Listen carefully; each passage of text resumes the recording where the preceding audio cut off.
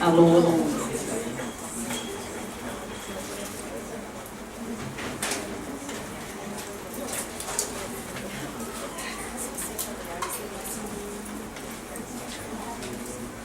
Boa tarde a todos, então. Desculpe os minutos de atraso aí, mas é por conta dos acalorados abraços e um pouco de saudade junto, né? E também aí por uma necessidade de adaptação das pessoas com necessidades mais que especiais aqui na mesa da frente. O pessoal cuida bastante de mim aqui, então tem que obedecer também. Então, meu nome é Alexandra Chimenez, sou conselheira dessa gestão 2013-2016, atualmente na função de conselheira-presidente, já aí na caminhada de uma segunda gestão, participei da gestão passada, e estamos aqui hoje por uma parceria com a PUC, com a nossa ex-conselheira, sempre conselheira, construtora da história da psicologia no Rio Grande do Sul, no Brasil também, Helena Scarparo, por uma atividade do grupo de pesquisa ligado junto à PUC, que vem discutindo este tema que a gente está se propondo a discutir hoje. E aí, nesta parceria, vem aí, então, esses dois turnos de atividade, hoje, com a nossa também grande amiga, sempre conselheira, sempre parte do Sistema Conselho de Psicologia, Cecília Coimbra, sempre amiga, sempre amiga. É um grande prazer te receber novamente, é sempre bom te ouvir, sempre bom tê-la no Rio Grande do Sul, em especial aqui no Conselho de Psicologia. Então, dizer da nossa satisfação de poder estar fazendo essa parceria aí com o grupo da Helena, com a PUC, recebendo a Cecília, para um tema que tem sido bastante caro a todos nós, no debate, nas dúvidas, nas inquietações, né? Um tema que a gente tem especulado muito, tentado entender isso que se passa com a gente diante de tantos acontecimentos. Eu acho que essa atividade de hoje vem para colaborar, né? Construir junto aí nessas reflexões, e eu acho que com essas pessoas aqui na mesa, com certeza, a gente vai poder pensar sobre isso. Então, bom momento para todo mundo. Muito obrigada, Helena. Obrigada, Cecília. Não sei se eu vou aguentar todo o tempo aqui em cima, tá? Mas vou fazer o possível para poder compartilhar, senão eu vou estar ali junto de todo mundo. Helena? Bom, boa noite, boa tarde para todos. É um prazer muito grande estar aqui para poder fazer esse debate sobre esse tema, que é um tema tão caro para a gente poder valorizar esse momento tão privilegiado que a gente está vivendo, de pensar as nossas relações, né, de uma maneira não dicotômica, não polarizada, pensar que tipo de transformações, né, que tipo de pensamentos, que tipo de diferenças estão acontecendo, né, nas relações sociais contemporâneas. O grupo de pesquisa teve essa ideia há algum tempo, não foi uma ideia minha, foi uma ideia do grupo de pesquisa, para a gente poder discutir e trazer essa discussão, né, mais para perto da psicologia, da academia, e evidentemente o nome da Cecília foi o primeiro que surgiu. Então, eu não gostaria de fazer ninguém esperar mais pela fala dela, né? Eu quero agradecer ao Conselho, né, às pessoas que colaboraram, especialmente a ti, Cecília, que eu sei que reorganizasse a tua agenda, como tu deve fazer diariamente, né, para estar aqui e valorizar esse momento de discussão. Acho que isso que vale para a gente, isso é puro afeto, isso é puro carinho, né, e pura vontade de dividir que tu tens, que eu sei que é do teu jeito, eu não sei. Então, eu quero te agradecer e já te passo a palavra, porque eu estou muito curiosa e muito ansiosa para te ouvir, acredito que todo mundo aqui, né? Obrigada. Bom, gente, boa noite a todos. Eu estava dizendo para a Helena que eu vou tentar ver se eu entendo isso aqui. Eu tenho falado em alguns lugares sobre o movimento, sobre as manifestações. E é um texto que eu nunca consigo terminar. Então está sempre se fazendo. Ontem à noite estava eu lá no Facebook, agora eu tenho Facebook, não tenho computador, mas tenho Facebook, pegando alguns dados.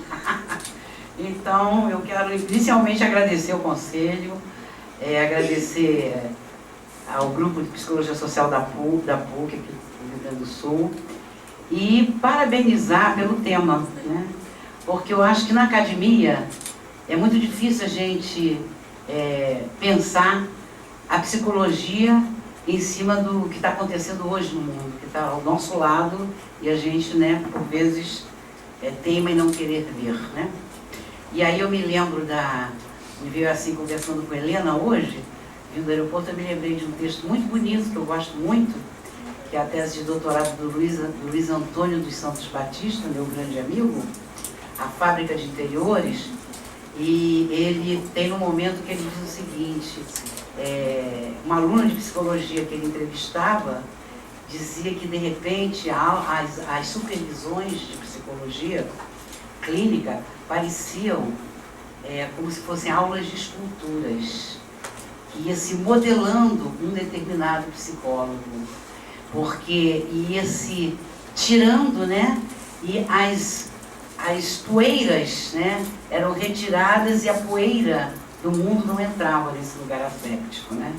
Então a gente vinha conversando e me lembrando desse texto do Luiz Antônio, onde a gente vai produzindo, né? Eu acho que o curso de psicologia ainda, os cursos de psicologia ainda, produzem fábricas de interiores, né? Produzem experts, produzem especialistas, né? E ignoram muito, né? O que está acontecendo ao nosso lado tem tudo a ver com a gente, tem tudo a ver com a psicologia. Então eu vou tentar pensar, quer dizer, hoje, por exemplo, é muito comum, né? A gente achar que é progressista formar alunos para as políticas públicas. Vamos ocupar os espaços do Estado, né? É interessante, mas vamos colocar isso em análise também, né? Vamos colocar essa ocupação de espaços que a gente fala tanto na academia, né? Então eu quero parabenizar vocês aqui, todos nós, né? Foi uma correria realmente, eu estava aqui hoje, eu cheguei de Natal, de um curso, depois de ter expelido 3 cálculos renais há 2 semanas atrás.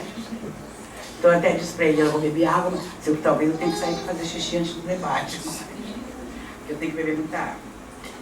Mas é um prazer, eu acho que hoje, com a idade que eu tenho, eu só aceito coisas realmente pelo afeto, né?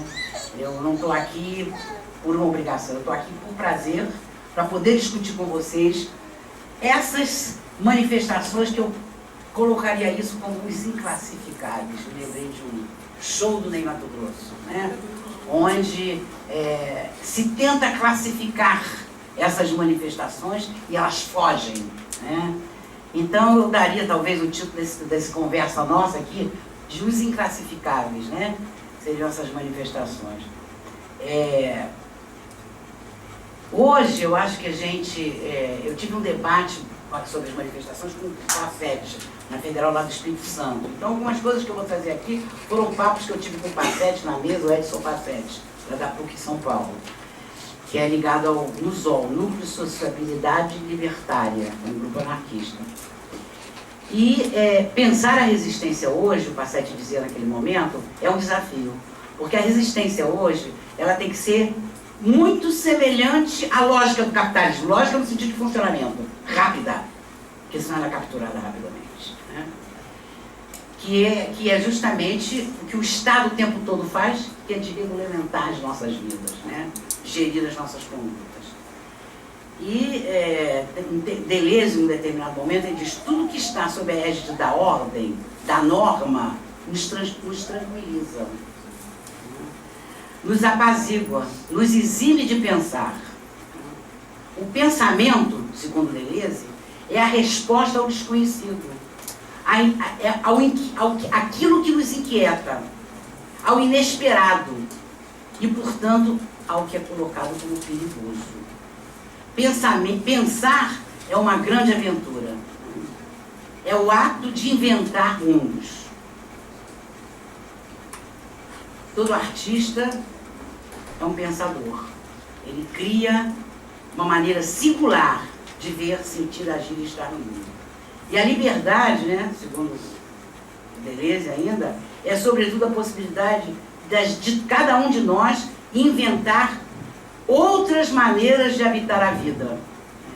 E não nos cobremos coerência. Não nos cobrem coerência. Que eu já tenho idade para não ser cobrada disso, eu não sinto muita vontade, mas acho que é importante que cada um de nós não se cobre coerência, né? Porque, segundo tem um bloco lá do Rio de Janeiro, do Hospital da Pinel, que chama-se Pirando Pirado Estou. E não sei se a Luciana conhece, Pirando Pirado Estou. E ao final, aqui atrás, tem assim, estou em obras, desculpa, estou em obras. Né? Então, ou seja, não cobremos coerência, porque nós estamos sempre em obra. Estamos sempre sendo. Que bom, né? Essa é a grande aventura da vida. Né? E eu queria pensar, né, que eu acho que essas manifestações, né, esse inesperado, esse inclassificável que tem ocorrido nas grandes cidades, principalmente aqui em São Paulo, né, elas apontam, diferentemente do que nos ensinam no nosso curso de formação, que nos ensinam na academia, nos apontam para o abandonar as comodidades. Nos levam a que a gente se aventure nos aspectos mais ásperos da experiência. E eu chamo essas manifestações de manifestações de experiência. Sem se perder pelo caminho. Uma aventura em campo aberto para o imprevisto. Esses pontos, né, eu participei de algumas, tive um grande orgulho de estar na manifestação do dia 20 de maio, que chegou, né, isso a gente viu porque eu tive, né, em várias outras, chegou a 1 milhão sim, e a mídia não deu isso. Né? Chegou a 1 milhão de pessoas no dia 20 de maio no Rio de Janeiro. Foi o ponto clímax, né? E essa ocupação das ruas, né, levam a gente a pensar aquilo que foi produzido em nós, né, e que ainda está muito forte, né? As ruas apresentadas como território do medo, como território do terror, como território do isolamento, da solidão, dos mais diversos confinamentos, da velocidade da competição, de todos contra todos, né? Que são eixos, esses são os principais eixos hoje, dos processos de subjetivação capitalísticos. Né? Ou seja, os modos de como a gente vai existir nesse mundo. Essa afetação, né, eu acho que todos nós que participamos, ela vem, né, junto com esses diferentes encontros que nós temos tido, né, e vão acender, eu acho, em cada um de nós, em falar ainda muito inicialmente, eu não estou querendo aqui classificar nada, né, não estou querendo nem entender, eu estou querendo trazer, né, sensações, né, sobre o inesperado, sobre o estranho, sobre o impensado, o acontecimento. Eu vou pegar as manifestações dentro do conceito de acontecimento que o Deleuze traz para a gente. Né? O acontecimento como aquilo que põe em cena o jogo de forças, que emerge no acaso das lutas, que produz rupturas, decompondo o que se apresenta como totalidade. Acontecimentos e experimentações que funcionam por conexão e contágio, irradiando-se e encontrando ressonâncias, que capta as forças que estão engendrando aquilo que acontece e que muitos, né, não conseguem classificar. As manifestações, quer dizer, do ponto de vista que eu estou trazendo aqui, ela não é um fato, elas não são fatos, elas são acontecimentos. Né? É um devir, né? Sem preocupações com finalidades e com o futuro da revolução. É um devir revolucionário. A ocupação das ruas como afirmação de diferentes territórios existenciais, como experimentações de diferentes modos de afirmar a política em nossas vidas. Manifestações, acontecimentos que, no lugar de afirmar identidades coladas a um sujeito, a uma cidade, a uma bandeira, a um partido político, tomam o ponto de encontro como produtor de uma experiência que desfaz esses contornos, esses limites. Eu queria conversar com vocês sobre algumas dessas experimentações e que vem afirmando justamente diferentes modos de ocupar as ruas, de estar nas ruas, né? Então, muitas palavras que é diferente da palavra de ordem. Não deixam de ser palavras de ordem, mas são palavras de ordem que são inventadas ali naquele momento, né? Tirar a roupa do gigante, derrubar o rei, né? Vandalismo é destruir museu, vandalismo é destruir escola para construir estacionamento. Eram algumas dos cartazes, né? Vândalos destroem a cidade e 11 mil famílias foram retiradas de suas casas, né? Para se organizar a cidade olímpica, né? Para a Copa de 14 e para 16. Né? Então essas maneiras. E aí vem alguns partidos políticos dizendo: vamos organizá-los. Era o que mais a gente ouvia. Vamos organizá-los. Né? Então essas manifestações, experiências, também se diferenciam muito internamente. Ali a gente vê diferentes grupos anarquistas que pensam diferentes, né? Com diferentes bandeiras, pessoal da periferia, a garotada da periferia da Baixada, né? Diferentes intelectuais, né? Então tem tem uma multiplicidade muito grande nessas manifestações, né? As análises que são feitas, de um modo geral, pelos intelectuais da ordem, eu continuo gostando dos guardiães da ordem, que não são só os psicólogos, né? Os sociólogos e muitos cientistas políticos. A Globo News então adora, né? Logo no início, chamar aqueles experts para que consigam classificar de alguma forma essas manifestações. Vamos entender, né? A coisa do racional, da razão presente. E alguns apontam, inclusive, isso como uma desqualificação, a fragmentação dessas manifestações, a pluralidade, a multiplicidade delas. É colocado como, né, uma desqualificação. Para nós, quer dizer, a análise que eu estou trazendo aqui, isso é potente, né? Isso é potente porque eu acho que a gente lembra um pouco do maio de 68. Eu estava conversando, aqui também vindo do aeroporto para cá. Eu digo, a gente hoje vive no mundo do possível. Não, companheira, calma, mas o possível é isso hoje, né? Hoje nós vivemos, né, a gestão do possível. E eu fico sempre dizendo, não, mas nós queremos o impossível, continuamos querendo o impossível. Nós continuamos no maio de 68, querendo o impossível, né? Então eu acho que essa potência dessas manifestações, essa multiplicidade delas, né, vem inclusive quebrar com essa visão dicotômica que se impõe a gente. O bem está de um lado e o mal está do outro. Isso nós estamos vivendo profundamente esses 3 últimos dias. Ou você está do lado do Joaquim Barbosa, El Justiceiro, né? Ou você está do lado dos, né, presos políticos, os novos presos políticos. Quer dizer, eu estou dizendo, eu não estou nem com um nem com o outro, né? Porque a gente só consegue entender o mundo através da dicotomia. A gente não consegue entender o mundo em termos de multiplicidade. Ele quer a gente queira, quer não. Essas forças múltiplas estão nos atravessando, estão nos constituindo, né? E tentar sair dessa armadilha é dificílimo. A anarquista aqui, segundo dizem, agora eu sou anarquista, não quero punir torturador, quero sim a responsabilização ética, né? A gente inventa algumas coisas. Por que tem que só cair nos modelos conhecidos, né? Que nos tranquilizam e que nos impedem de pensar, como o Deleuze estava colocando. Então, uma das coisas que eu acho que é interessante nessas manifestações é justamente a quebra desses binarismos e dessas dicotomias, né? A perda da identidade pessoal pela dissolução do eu.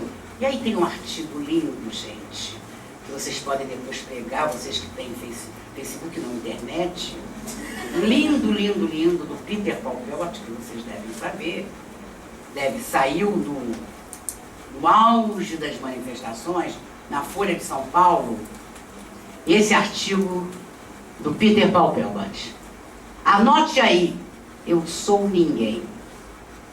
E aí justamente fala, né, do início das manifestações, da eclosão, onde foram entrevistar os meninos do Passe Livre, do movimento Passe Livre, né? E aí, ele fala assim: o movimento Passe Livre, com sua pauta restrita, teve uma sabedoria política inigualável. Soube até como driblar as ciladas policialescas de repórteres que queriam escarafunchar a identidade pessoal de seus membros. Anota aí, eu sou ninguém, dizia uma militante, com a malícia de Odisseu, mostrando como certa dessubjetivação é condição para a política hoje. Então isso é belíssimo, vale a pena, é do dia, depois vocês procurem, 19 de julho. Tá? E além da quebra das dicotomias, a quebra então dessa identidade pessoal, né? Pela dissolução do eu, que é a crítica justamente ao personalismo das chamadas lideranças. Né? Questionamento da política de representação. Isso é terrível para o Estado capitalista. Né? Não queremos partidos políticos, saiu até briga, teve gente, né, pegando bandeira, quebrando, né? E é muito interessante a gente começar a perceber como esta política de representação, que é a política macro, que é a política de gerir esse Estado capitalista que está aí, só mudamos os gestores, um pouquinho mais à direita, um pouquinho mais à esquerda, né? Como isso está presente nas manifestações, esteve muito forte, né? Essa crítica à política de representação, com sua recusa às instituições e aos partidos políticos vigentes. Há aqui duas posições, né, que eu acho que é importante a gente lembrar. O Foucault já lembrava isso em Vigiar e Punir para a gente. Né? Aqui duas posições que fortemente se impõem. E há uma, né, que acredita que se pode fazer diferente estando no aparelho de Estado. E os que não mais acreditam na centralidade do poder. Creio eu, né, que esse é um ponto crucial hoje e importante nessas manifestações. E que vai apontar para diferentes posições que se fortalecem nos dias atuais. A dimensão macro, com seus lugares de poder estabelecidos, pela lógica de um lugar de poder que se acredita estar localizado no Estado. Há aí uma certa concepção de poder, que o Foucault vem e coloca a outra. Né? Ele vem e coloca aqui, né? Esses centros de poder, eles são mantidos pela lógica da representação, de um poder ao mesmo tempo transcendente e reunificado. Alguns desses movimentos, né, que vêm de movimentos anarquistas, né, eu pego um pouco, poderia pegar o Occupy Wall Street, que tem um belíssimo discurso da Naomi Klein, quem quiser, é belíssimo discurso, e ela coloca aquilo ali como um acontecimento, embora não use a palavra acontecimento. Mas eu quero puxar uma linha que é a linha dos zapatistas, do movimento zapatista, do movimento no México, né, em Chiapas. Né? E tem muito a ver com essa não identidade, né? Essa dissolução, essa política de dessubjetivação que o Peter Paupel-Batti nos fala. Né? Na época, né, era quase uma heresia o que os zapatistas diziam, né? Não somos pela tomada do poder. Isso é um documento deles. Não somos pela tomada do poder, porque não é possível e porque não nos interessa. Uma outra frase do subcomandante Marcos: somos escorregadios, não podemos ser classificados. Os Anônimos, a página dos Anônimos, no dia 31 de junho, eles diziam assim: quem somos nós?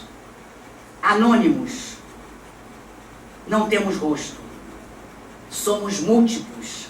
Somos todos os rostos que se perdem nas multidões de todos os dias. Das filas de ônibus, dos trens, dos metrôs abarrotados. Somos todos e nenhum ao mesmo tempo. Então, eu acho que são questões para a gente pensar, porque até então são questões que não estavam na ordem do dia, né? Que a ciência psicológica, ou as demais ciências sociais, né, não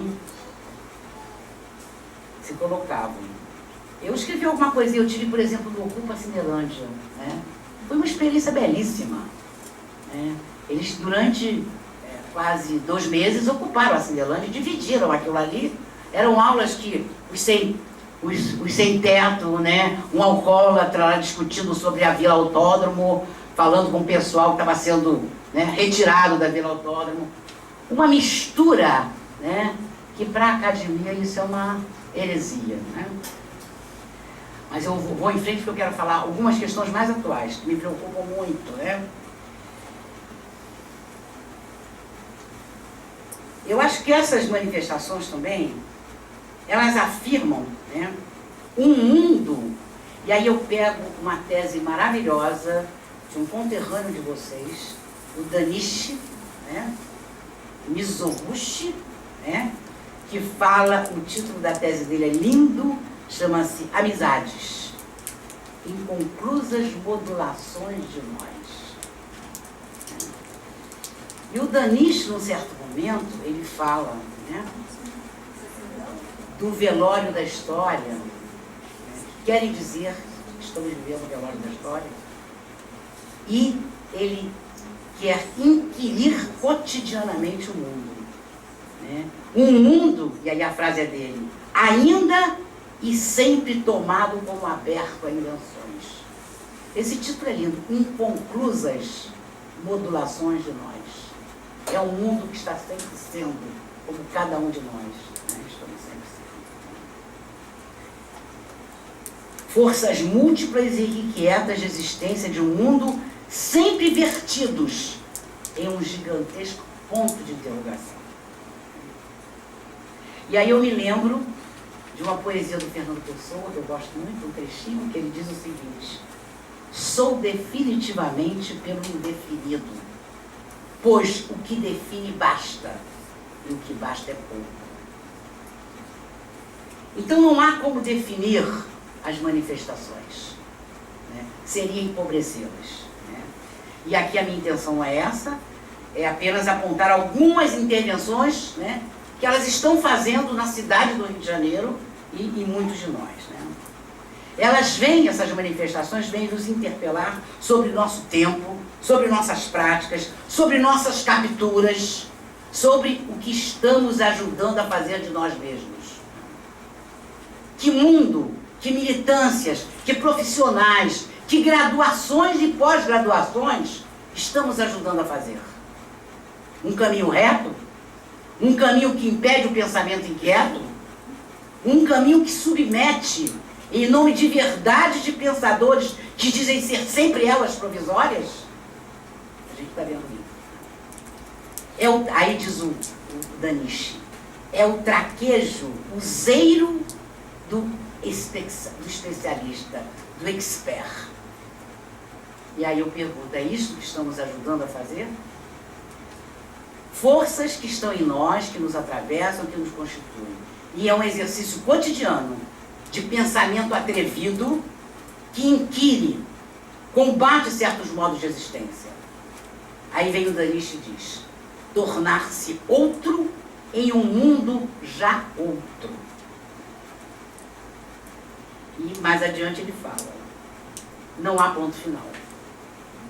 E essas manifestações não querem, né, a transcendência fazer a revolução, né? E o Danish fala, no meio do caminho sempre se está. E em cima dessas questões todas, desses efeitos, dessas, né, inclassificações, né, desses estarrecimentos, né? Eu lembro de uma música do Gonzaguinha, não dá mais para segurar, explode o coração, né? E as manifestações foram isso, a panela de pressão se estampa e não dá mais para segurar, né? São linhas muito fortes ali nas manifestações, né? E de diferentes segmentos sociais, né? E é muito interessante porque a mídia, de início, tentou ignorar. Depois não conseguiu mais. E a Globo News ficava, né? Porque a TV Ninja, aí surgiram várias TVs alternativas, ficava a gente, né? Atrás eu entrei no Facebook por causa disso. As manifestações interferiram em mim. Eu passei a ter Facebook por causa das manifestações. E aí, de início, eram todos, né? A manifestação era criminalizada. Depois, não se pôde mais ignorar, e eram criminosos infiltrados. A produção de vândalos, de baderneiros, né? Infiltrados. Né? E os intelectuais da mídia desesperados, né? Querendo dar alguma definição, definir, né? O que estava acontecendo. As forças ali presentes são forças que destroem o que era, não é mais. Já produziu uma diferença, né? São forças do porvir.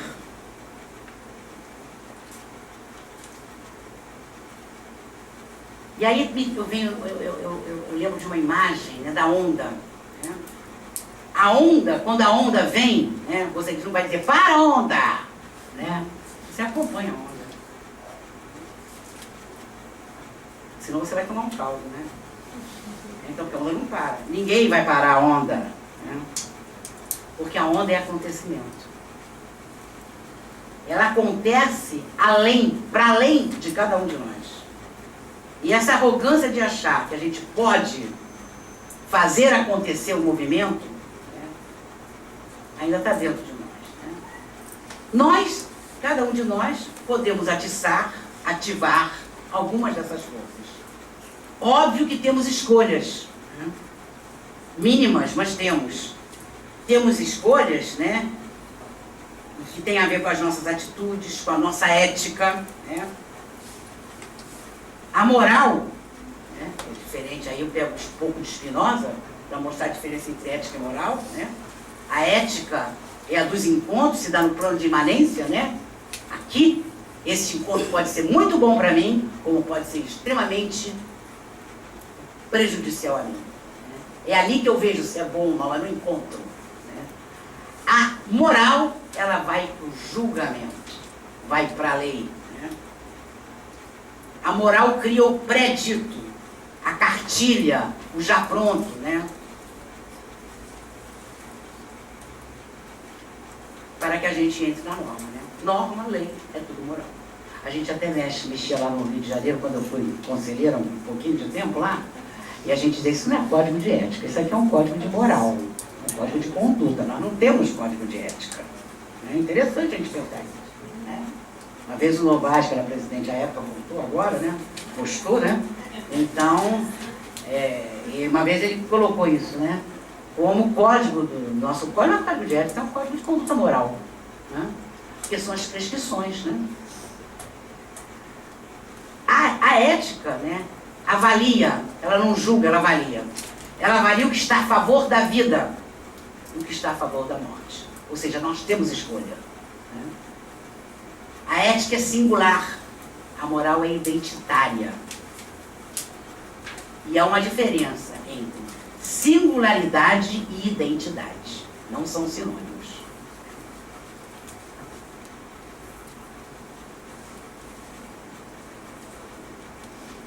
Eu estou tentando fazer porque eu quero conversar com vocês. Então, essas manifestações tinham um cartaz que dizia assim, é tanta questão que não cabe no cartaz. Então fizeram vários movimentos, Ocupa Rio, Ocupa Leblon, foi de frente à casa do Celso Cabral, os meninos estão lá ainda. Né? Domingo apareceu lá no Facebook, os meninos fazendo um churrasquinho lá na porta do Celso Cabral. Tem 2 algemados de frente à Câmara de Vereadores, em plena Cinelândia. E tem 2 ainda presos em Bangu, inclusive acusados pela Lei de Segurança Nacional. Se tirou isso da gaveta em São Paulo. 2 presos em São Paulo sob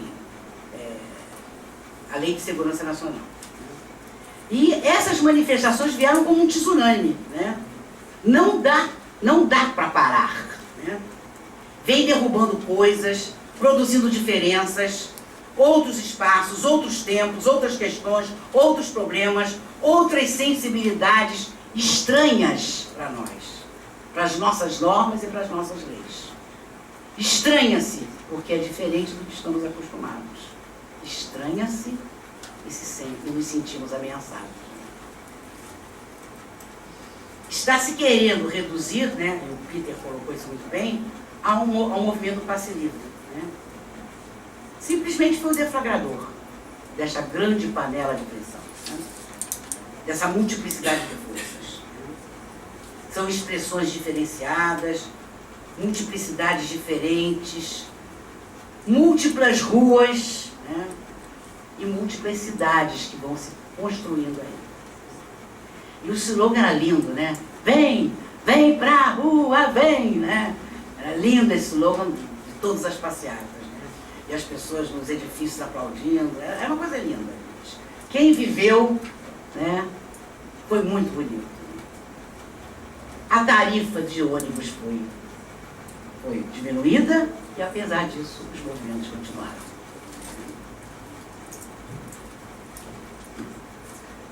E aí foi interessante que durante a Copa das Confederações as palavras de ordem eram muito palavras que lembravam os refrões da torcida, né? Foi muito interessante aquele momento. E se criou, né, a famosa frase, Cabral, Cabral, vai tomar no cu, Cabral, cabeça inteira gritando, multidão. Palavras de ordem, né, diferentes da que a gente está acostumado, né? Palavras de ordem fora do contexto normal. Assustam. Não é uma linguagem natural. E aqui eu quero trazer a questão da sensação.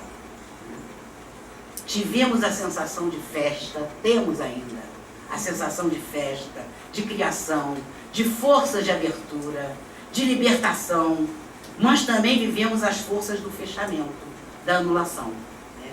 Da passeata ordeira. Né?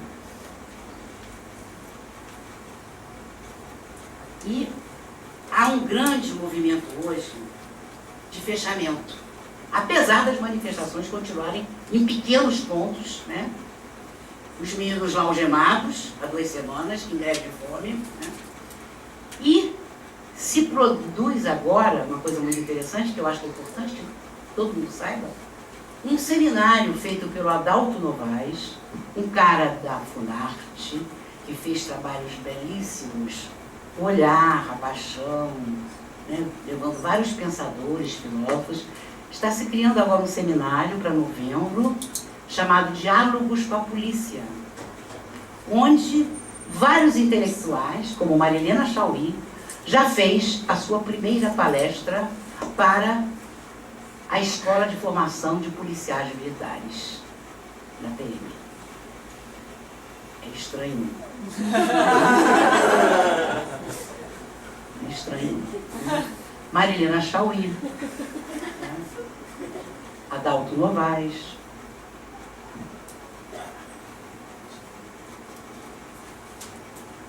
E com a greve dos professores, né, eu quero fechar com isso, nós temos na rua, no dia 15 de outubro, dia do professor, 100 mil pessoas. Se chegou a isso. A do dia 20 foi 1 milhão no Rio, e a dos que ultrapassou a greve dos professores, dos profissionais de educação. Ultrapassou. Não era uma categoria só que estava em greve. Era toda uma população, né, indignada pelo desrespeito que houve, né, com os professores, expulsos inclusive da Câmara de Vereadores. Foram prisões em massa ali naquele momento, né? 2 ainda dessa prisão do dia 15 de outubro estão presos ainda em Bangu, o Jair e o Rafael.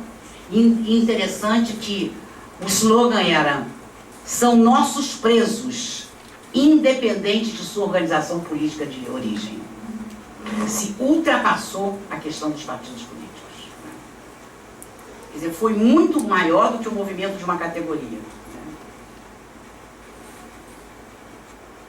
E os intelectuais da ordem, como o pessoal do Vírus Planetário, é um grupo lá, né, que discorda de algumas coisas, porque eles ainda acreditam na política de representação, né?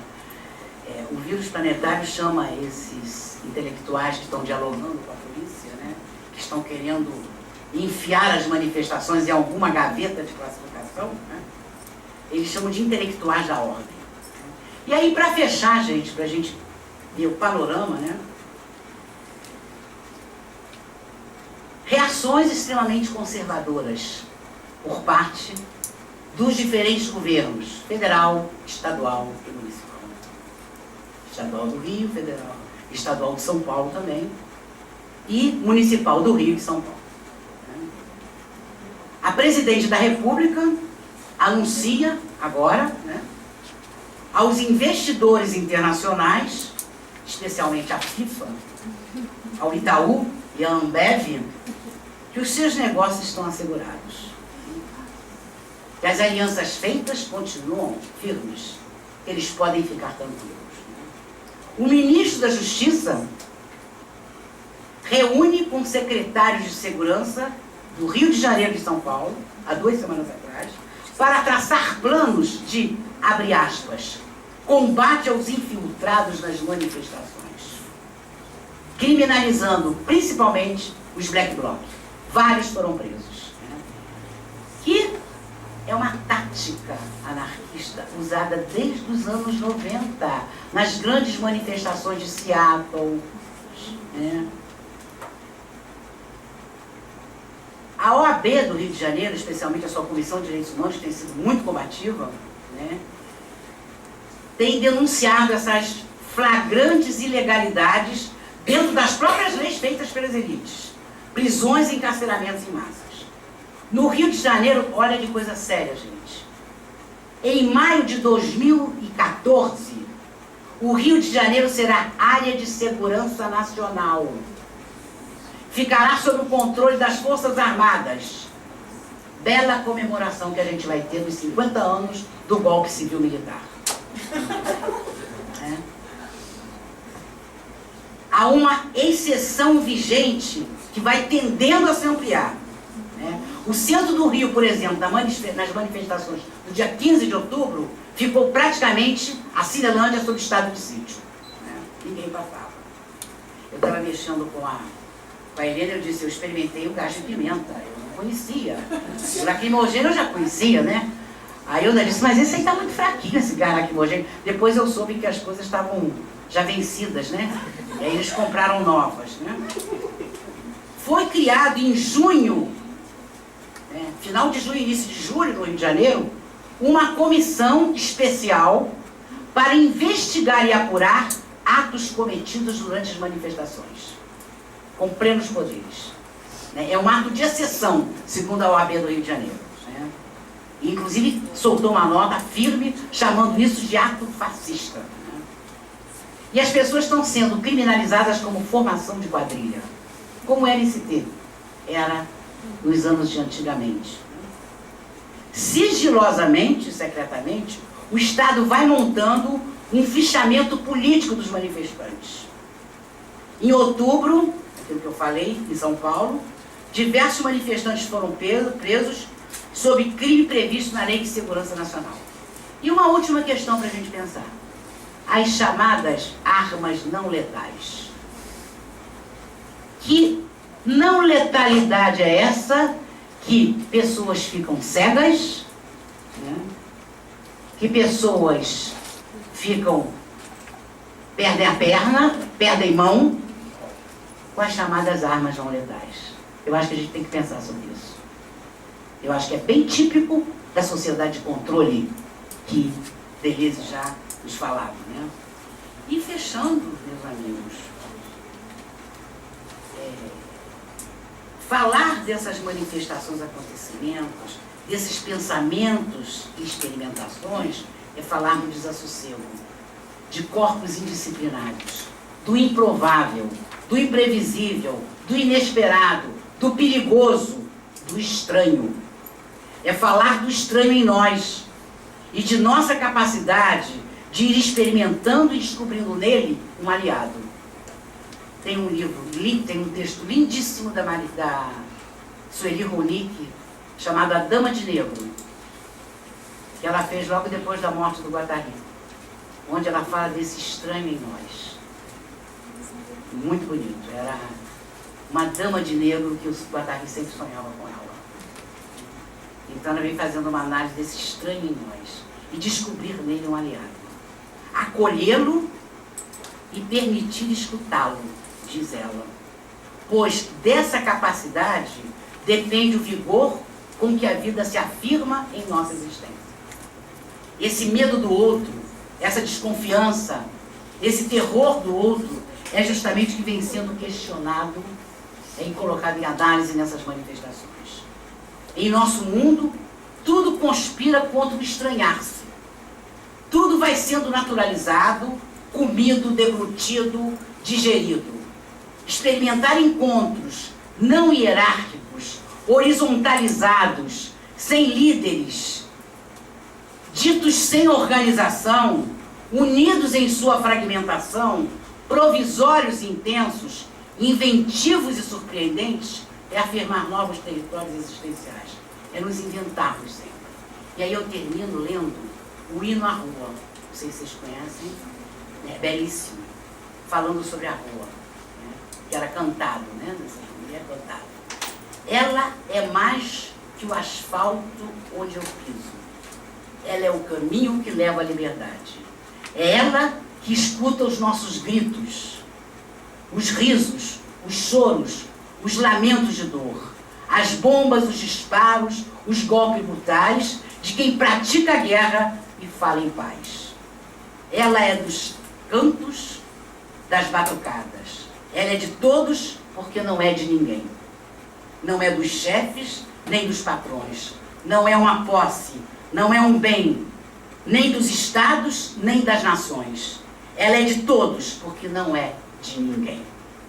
Obrigado, gente.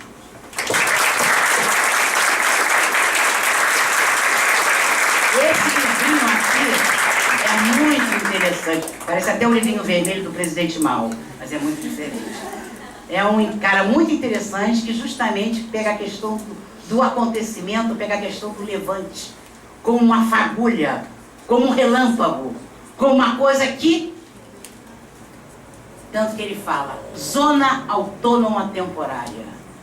É autônoma e é temporário, e é fragmentado. É o acontecimento. Esse cara é muito interessante, vale a pena ler. É anarquista, mas é deleuziano. Ah, eu esqueci de mostrar para vocês. Eu vinha lendo uma banca que eu estou quarta-feira, e a menina fala sobre gênero, não sei o quê, e ela vai falar sobre a marcha das vadias. Então, ela abre a qualificação dela dizendo, liberdade é pouco. O que as vadias querem ainda não tem nome. E uma outra aqui, meu corpo não é prisão nem cemitério. Então, só para ilustrar o que foi sendo produzido e criado nesses acontecimentos. Bom, muito o que pensar, pouco o que dizer, né? Eu acho que uma fala da Cecília traz para a gente bem essa noção de sente pensante, né? A gente pensa e isso produz emoção, produz vontade de fazer parte dessa onda, né? De surfar nessa onda, ir para algum lugar sem se interessar muito bem para onde, né? Eu acho que a gente poderia, Alessandra, ir para o debate, né? Ouvir como é que as pessoas... Não, ela acho que levou muito tempo. Eu ouviria mais umas 2 horas. Eu acho que a gente poderia abrir para o debate, para ver como é que as pessoas, o que estão pensando, o que estão sentindo, o que estão querendo compartilhar.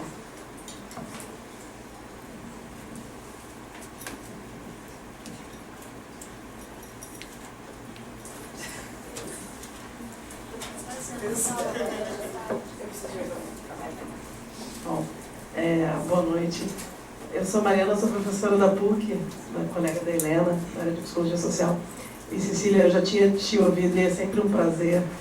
E eu queria te ouvir falar um pouco mais, assim, quando Eu sei, quando aconteceram as manifestações aqui, junho e julho, né, que foi a grande... Em sala de aula era uma coisa que para mim muito frustrante, era como se você, professor, decidisse se você quer falar sobre isso ou não, né? Talvez seja bom falar, porque bom, os alunos estão faltando tanto, né, e hoje não tem ônibus. Então fica uma coisa muito sempre distanciada daquilo que é o objeto da psicologia. E você falou de alguns termos que eu acho que estão cada vez mais distantes do que a gente faz na academia. Eu queria te ouvir falar como psicóloga, assim. Porque quando você fala, me dá uma esperança de que dá para fazer uma outra psicologia, né? Mas, por exemplo, você falou do estranhamento, você falou do inesperado, né? Você falou da imprevisibilidade, e você falou da ética, que é uma questão que a gente se debate muito lá, né? Assim, enquanto essa coisa da ética ser legislada na relação, né? O quanto a gente está precisando cada vez mais de comitês que regulem a ética, né? E essa é uma briga eterna, né? Bom, a ética não se regula, né? Ética é relação. Quer dizer, o meu participante pode dizer, não, eu não quero responder isso, porque ele está numa relação simétrica comigo, né? E eu queria te ouvir falar um pouco disso, assim, como é que a gente traz essas, por exemplo, a informalidade. Eu tenho pensado muito na informalidade, né? O quanto a gente consegue trazer isso para o debate, o quanto isso vira o nosso objeto, o imprevisto, o estranho, o quanto... Não sei, hoje na sala de aula eu falava que a gente está numa cultura do diagnóstico, né? Quer dizer, os alunos têm nos pedido e a gente cai na tentação de dar diagnósticos o tempo inteiro, né? Assim, porque, enfim, mesmo como psicólogo social, eu me sinto sempre chamada a e tentada a dar diagnósticos, dar classificações ou dar... Queria te ouvir falar, não é uma pergunta, eu acho que... Enfim. Mas eu falei com o psicólogo. Aliás, da última vez que eu estive aqui foi no UFRJ, na URGS, que eu estava assim, tomada, eu estava assim, enlouquecida. Né? Você estava lá? Pois é, eu estava enlouquecida, nem sei o que eu falei. Eu sei que eu botei para quebrar em cima dos programas de pós-graduação, porque a gente vai aceitando, e daqui a pouco ele está lambendo o chão. Né?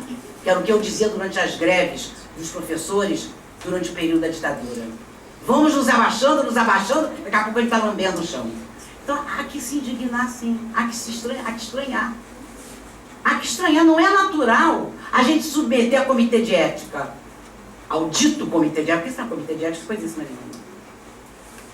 A Eliana Conde, por exemplo, saiu da pós-graduação da UERJ, porque ela não aceita, ela trabalha com história oral, ela não aceita submeter os alunos dela a comitê de ética. Eu já disse, o dia que me obrigarem, eu saio. Óbvio que eu posso, né? Eu estou aposentada, eu trabalho porque quero, né? Você ganhar um chão furado. Agora, há que inventar. Não sei te dizer como, não sei. É ali, é na experiência. É ali, é no cotidiano. Porque é muito mais cômodo aquilo que eu vi do Deleuze, como é difícil pensar. Porque o que querem é que a gente siga modelitos já prontos e preparados. A gente se sente seguro também. E o próprio aluno diz, mas como eu vou fazer? Como? Não sei como. A gente entende a angústia do aluno. É muito mais tranquilo você ter um território ali, ó. A desterritorialização é muito difícil. Angustia sim. Angustia muito. Agora, como fazer isso só coletivamente? E é estranhando. E é dizendo, não pode ser por aí não, de repente pode. Aí eu me lembro de uma poesia que eu consegui ontem, que a amiga minha postasse no Facebook, chama-se Cântico Negro, do José Régio, é um português. Eu ouvi isso pela primeira vez da Eliana Conde, que ele diz assim, dizem, venha por aqui, e é belíssimo o poema, eu só guardei o final, que ele diz assim, não sei por onde vou, só sei que por aí eu não vou. Eu acho que é isso. Querem que a gente vá pelo caminho reto. Eu não tenho o que te falar, não. Eu falei como psicóloga. E a gente quer realmente, a gente fica angustiado. Porque é aquilo Deleuze, eu me lembro das aulas do Cláudio Piano, final dos anos 80, início dos 90, um grande filósofo que a gente perdeu no Rio de Janeiro, Cláudio Piano, né? Que formou vários filósofos dentro dessa linha da filosofia da diferença. Eu me lembro muito do Cláudio falando, o capitalismo é perito em liberar os fluxos e capturá-los. Liberar e captura, libera e captura. E a cada captura é mais conservadora. Né? A liberação é feita, todo mundo pode, agora não, e essa coisa, todo mundo trepa com todo mundo, vamos usar. Agora vem a captura, e vem a captura cada vez mais conservadora. Nós estamos vivendo um mundo assim. E a gente tem que ter muita cautela e poder pensar, produzir pensamento. Como é que a gente pode produzir pensamento num mestrado de 2 anos? Pô, a gente fica sendo feitor de aluno. Foi uma das coisas que eu falei lá, né? Estava revoltada, né? De vez em quando eu dou uma de maluca. Também eu posso, estou com 72 anos, até posso dar uma de maluca, entendeu? A velha maluca anarquista, entendeu? Quero nem saber. Outro dia o Milton, você agora é anarquista. Eu digo a vocês que gostam de rótulo, o meu amigo do PSOL, o Milton Temer, vocês que gostam de rótulo, podem me chamar de anarquista, sem problema nenhum. Eu não sou nada, não tenho identidade, não quero ter. E eu acho que é isso aí, que o tempo todo querem que a gente seja alguma coisa. Afinal, você é o quê? Até psicóloga. Eu sou psicóloga, sim, é a minha profissão. Sou professora de psicologia, preocupada com a formação, com essa formação de fábrica de interiores. Né? Agora, eu só falei enquanto psicóloga aqui, não falei... Não sei o que te responder, minha florzinha, não sei. Não tenho fórmula pronta. Eu acho que a gente tem que experimentar. E essa angústia do estranho, do imprevisto, do imprevisível, do inclassificável, realmente é difícil. E nesse momento que a gente está vivendo, né? Tem só um exemplo do comitê de ética interessante, assim, o comitê de ética me pediu uma... Acho que estava falando não, que o comitê de ética, num projeto que... E eu falei para eles que eu faço pesquisa no sistema prisional e eu falei que eu ia fazer na rua, porque eu não queria uma vinculação institucional, eu ia fazer com as visitas na fila de visita, eu ia ficar ali no dia de visita esperando os familiares. E me insistiram por uma carta institucional. E aí quando eu disse que eu não ia fazer, o comitê de ética me perguntou se eu ia fazer... Onde que eu ia fazer? Na rua? E se eu ia alugar uma Kombi para fazer as pesquisas dentro da Kombi, obviamente com uma ironia bastante... E aí eu comecei a pensar essa questão do imprevisto, né? Quer dizer, você não se faz mais pesquisa na rua? Onde as pessoas circulam exatamente, né? Qual era a necessidade de uma vinculação institucional a todo momento, de um controle institucional, obviamente, né? Você não faz mais pesquisa na parada de ônibus, você não faz mais pesquisa... Né? Essa questão, o quanto a gente está se distanciando da informalidade da vida, né? da concretude da vida. É ali que as pessoas circulam, né? Não é... Mas, enfim, é só te ouvir já... Não queria uma resposta, queria te ouvir. Sim. A gente tem medo do imprevisto, né? Como a gente foge dele, né? E como a gente aprende com ele, né? E como a gente aprende com o aluno dizer, porra, cara, eu já li esse texto 10 vezes, porra, nunca ninguém me falou um negócio desse.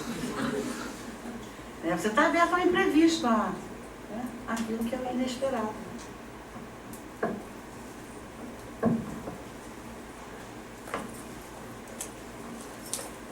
Meu nome é Daniela. Eu fiquei pensando, na verdade, quando tu falaste sobre os eixos da subjetivação capitalística, né, da rua. E o quanto isso nos convida, não nos impõe a pensar nesse raciocínio todos contra todos, né, todos aqueles eixos que tu elencou.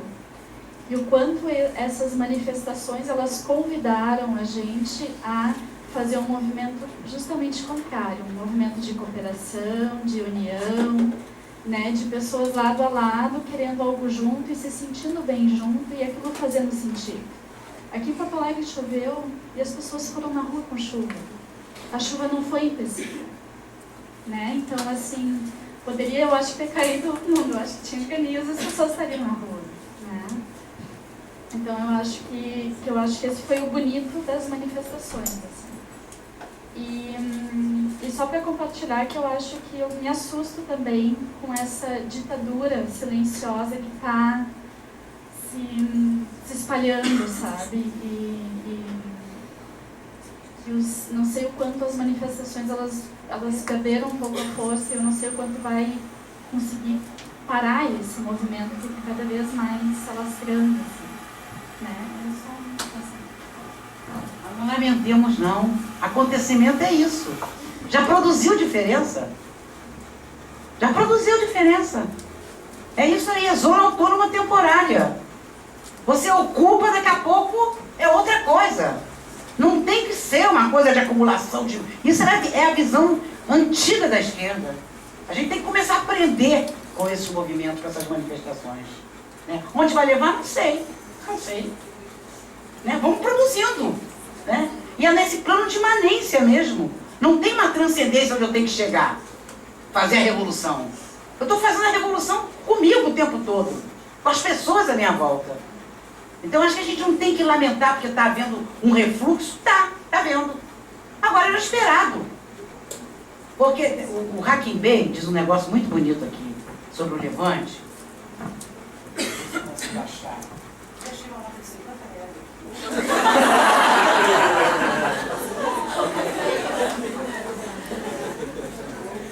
de marcar livro,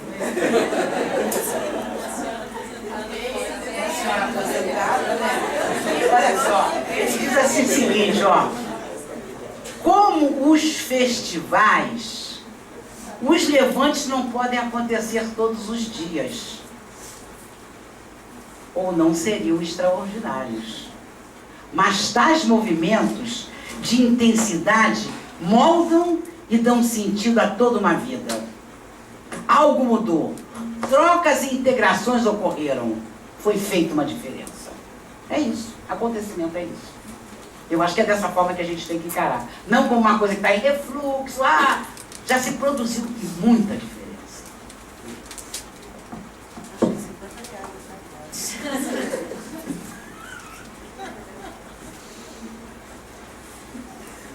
Oi, boa tarde. Tudo bem, Cecília? Eu queria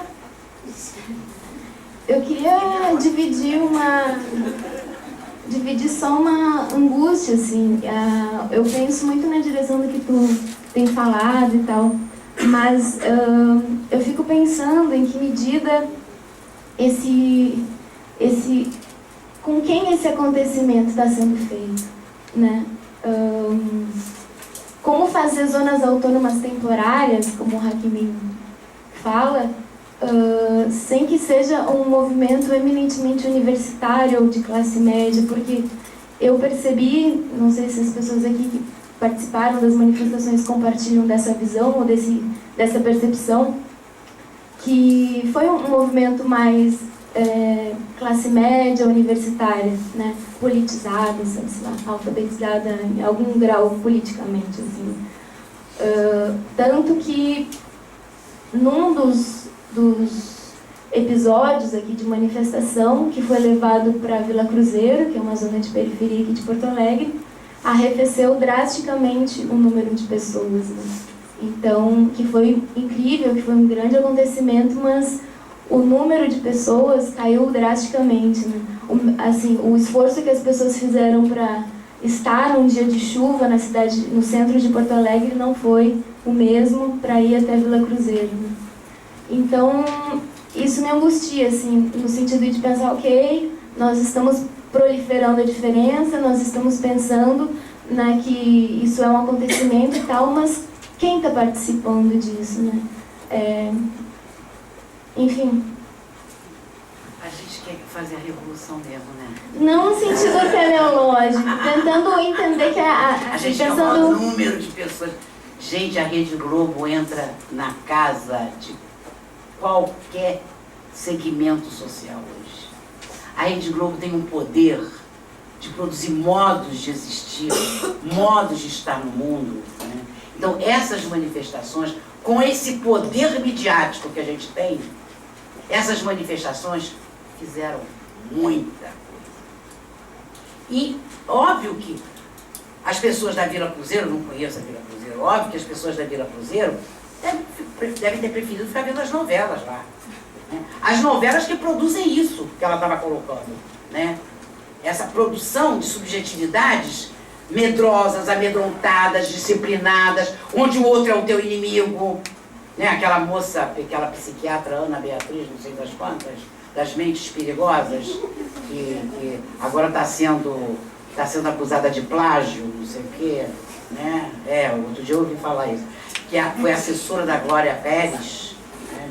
Dizia, cuidado, tem um psicopata, do seu lado pode ter, pode ter um psicopata, é a mesma coisa da doutrina de segurança nacional durante o período da ditadura, de uma outra forma.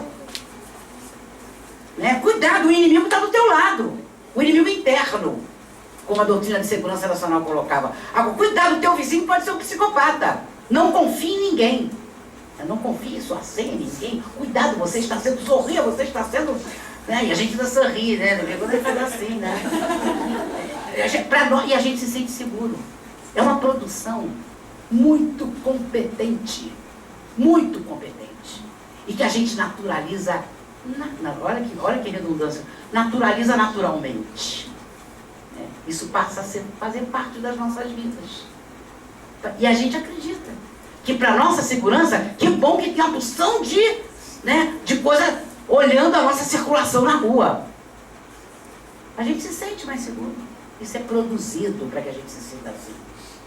Pode falar. Não, no sentido de pensar se de repente as próprias manifestações não foram capturadas, né, nessa fugacidade ou nessa que a gente tanto pensa como necessário, mas também enquanto ela está jogando o capitalismo é isso, né? Então, enfim. Tentaram muito, mas tentaram muito capturar. Esse texto do Peter Paul Pelbot, eles justamente queriam nome de pessoas. Né? As casas das pessoas foram invadidas. Uma aluna da UF, da comunicação social, teve a casa invadida, porque ela escreveu um artigo para a página do Black Bloc. O terror está pintando, sim. E é muito estranho que, apesar do terror estar pintando, as pessoas estão fazendo as coisas com menos número quantitativo. Porque a questão não é quantitativa. A questão são as forças que estão presentes aí. Não é o número, não é a quantidade. Óbvio que foi bonito você ter 1 milhão de pessoas na rua. Foi bonito na greve dos professores você ter 100 mil pessoas na Cinelândia. Foi belíssimo. Agora, eu acho que o que a gente tem que levar em consideração, se a gente pensa dentro dessa filosofia da diferença, são as forças que estão presentes aí. São essas forças que contam. E que essas forças que também nos atravessam e nos constituem. Sabe? Nós estamos sendo constituídos, estamos sendo produzidos junto com isso. Não estamos fora disso não, ninguém é puro aqui. Nós julgamos, sabe? Nós o tempo todo escorregamos sim, metemos o pé lá, fazemos merda pra caramba, sabe? Somos feitor de aluno. Sabe? Mas de repente a gente para e diz, pô, pode ser diferente. É possível ser diferente. Tem essa possibilidade. Por quê? Porque a gente se fixa nas formas. Só que o que está aí são as forças. E é isso que a gente tem que priorizar. Estão sendo capazes? Vão ser, possivelmente vão ser. Estão tentando o tempo todo. Sérgio Cabral foi uma coisa vergonhosa. Pegou meia dúzia de garotinhos lá, idiotinhas, que disseram que eram as lideranças do movimento Passe Livre. Fizeram teatro, fizeram uma série de coisas. E não conseguiram. Os meninos estão lá em greve de fome há 2 semanas. Então lá o outro a gente vê pela cara do menino, realmente o garoto emagreceu não sei quantos quilos. Então lá. Eu não queria ser a mãe dele, nem a avó dele, né? Mas, no sábado eu cheguei, fui lá dar uma olhada no menino, na Cinelândia. Foi mesmo, entendeu? Porque eu acho que é importante isso. Os garotos estão lá algemados em greve de fome. Pois isso é inédito, gente. E com todas essas medidas fascistas, né, que o Foucault foi assim, vidente, né, quando ele escreveu Segurança, Território e População. Nós vivemos numa sociedade de segurança, onde, para a nossa segurança, o outro tem que ser exterminado. O outro é o nosso inimigo, cuidado. Então está se produzindo muitas diferenças. Se vai ser capturado ou não, não sei. Está se tentando capturar o tempo todo. A primeira fala da Dilma Rousseff, qual foi? Vamos fazer uma constituinte. Chega a ser burra, né? Aí depois viu que não dava bem, voltou atrás, entendeu? Aí veio com a reforma política, não sei. Se tenta capturar o tempo inteiro. Agora com essas medidas repressivas. Imagina, Rio de Janeiro em maio de 2014, área de segurança nacional. 50 anos do golpe civil militar, está lá. Não, está cá também, está aqui também. Eu acho que é isso que a gente tem que sacar. Estamos sendo capturados? Não, o tempo todo, vai e vem, vai e vem. Não quero, de repente, sei lá, numa próxima... Gente, eu nunca pensei que fosse descer uma faixa pelo fim das UPPs. A Unidade de Política Pacificadora, eu não falei isso aqui, política pacificadora, polícia pacificadora, no fundo é a mesma merda, né?